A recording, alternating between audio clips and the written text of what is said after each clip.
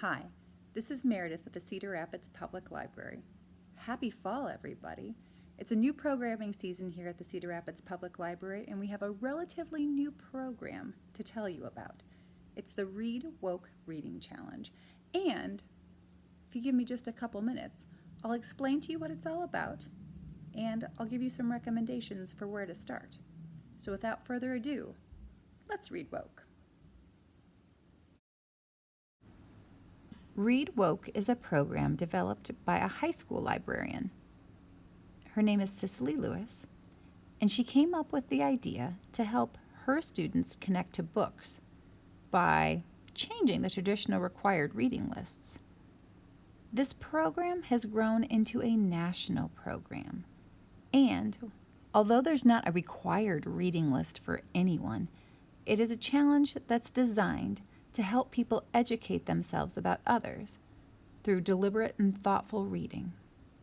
So, let's talk a little bit about what a book should look like in order for it to be considered woke. Cicely Lewis identified 5 important characteristics for a book to be considered woke. It should give voice to the voiceless. It should seek to challenge the status quo. It should have a protagonist from an underrepresented or oppressed group.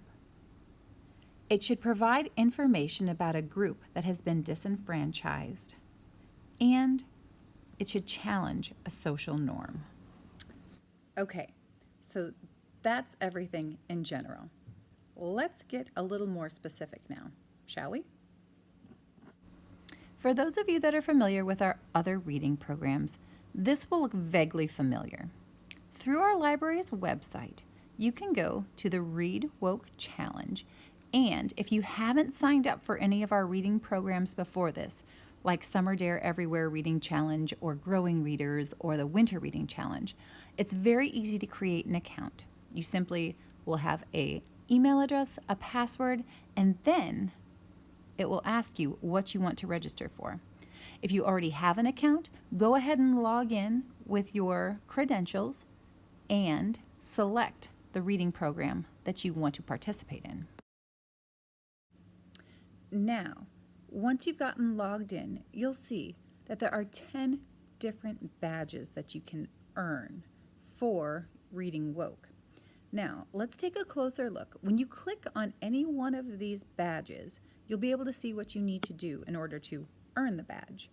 You need to select a book, you need to read a book, you need to comment on the book, you need to talk to somebody else about it as well. Now, they're not all books, I should say.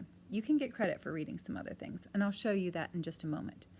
But what I think is really important is that within each of these badges, you have resources for selecting your next woke read. Now, you'll also be able to get recommendations for reading woke through our Read Woke weekly virtual programming. What that will entail are readers' advisory or recommendations from library staff and some special guests and the opportunity to participate in book clubs, 3 over Zoom. So I would recommend visiting our events page to get more detail about our weekly Read Woke programming. Although I think that many of us that consider ourselves readers really enjoy the ability to understand other people's experiences and to go to different places through reading, reading woke is not necessarily easy or comfortable. And so I'd like to recommend some books, some articles that maybe help prepare you for the Read Woke Challenge. The first book that I'm going to suggest is My Grandmother's Hands. It's by Resmaa Menakem, and it unpacks racialized trauma and how we carry that with us in our physical bodies. Now, this book is really incredible because it's written by a counselor, licensed social worker, and it gives exercises for mindfulness where you examine your own physical body in search of these places where we fear and where we feel. And so this book is written so that if you are white and experiencing feelings of guilt or pain or difficulty processing your relationship to racism, it's very helpful. It also helps if you are a person of color to identify those places in your mind and your body where you can unpack. And I think that this quote from my grandmother's hands, that's actually from Ta-Nehisi Coates from his book Between the World and Me, I think this was so powerful, and it made me realize in so many different ways how white privilege and racism functions at a physical level, but also, as the book goes on to explain, how it's passed on through generations. But if you'll just do me this moment, all of our phrasing, race relations, racial chasm, racial justice, racial profiling, white privilege, even white supremacy, serves to obscure that racism is a visceral experience, that it dislodges brains, blocks airways, rips muscle, extracts organs, cracks bones, breaks teeth. You must always remember that the sociology, the history, the economics, the graphs, the charts, the regressions all land with great violence upon the body. I think that the mind-body connection is a very real thing, and these exercises are really helpful moving forward and kind of grounding yourself in being in the Read Woke program. Another recommendation that I have comes through the suggested reading that is clickable through each badge on the Read Woke program, but this is called the Intersectionality Wars. And the reason I suggest this article, it's from Vox, and it was written by Jane Coaston. But the reason I recommend this is because it talks a little bit about the different ways that different categories of minority affect people. So this is Kimberly Crenshaw, who I think it's been, oh my gosh, over 30 years ago now, coined the term intersectionality. And she was teaching a class. She's a professor at a law school. And here's a quote from the article.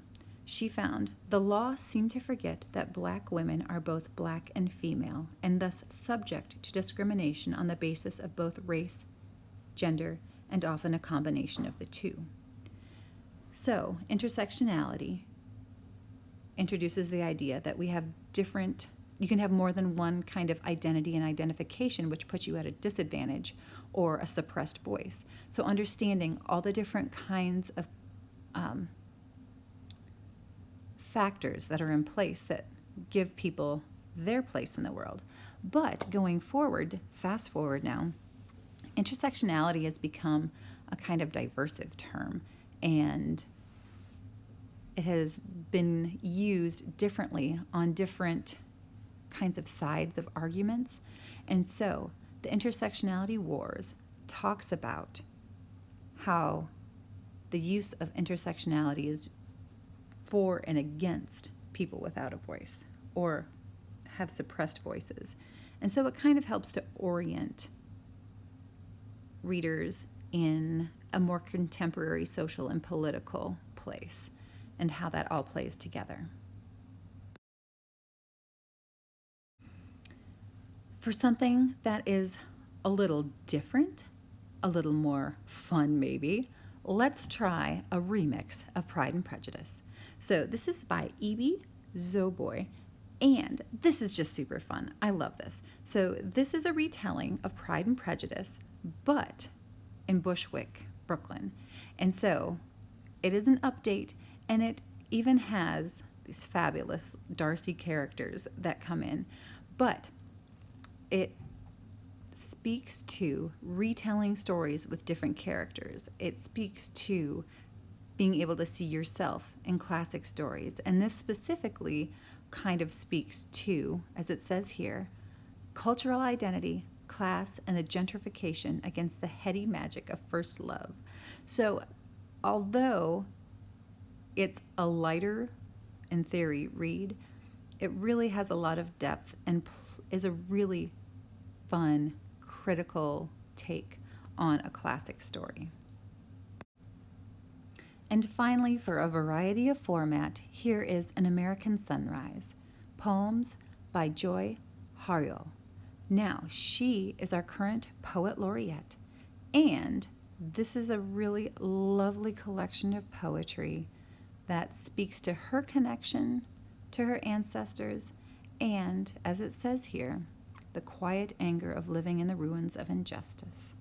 And so, something that you could pick up and put down from time to time, something that's nonetheless unpacking racism and white privilege and what has happened to Indigenous people, but something that's more artistic and you can have in smaller bites rather than slogging through an entire nonfiction or fiction book all at once.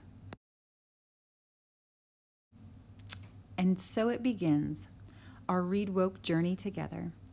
I know the logistics might be a little fuzzy, or you might have some questions about what to read next or how it works exactly. Please give us a call here at the library, visit our website, and let us know what we can do to be helpful. We really look forward to sharing this experience with you, and we're so glad that you've come along with us. From all of us here at the Cedar Rapids Public Library, thanks for watching.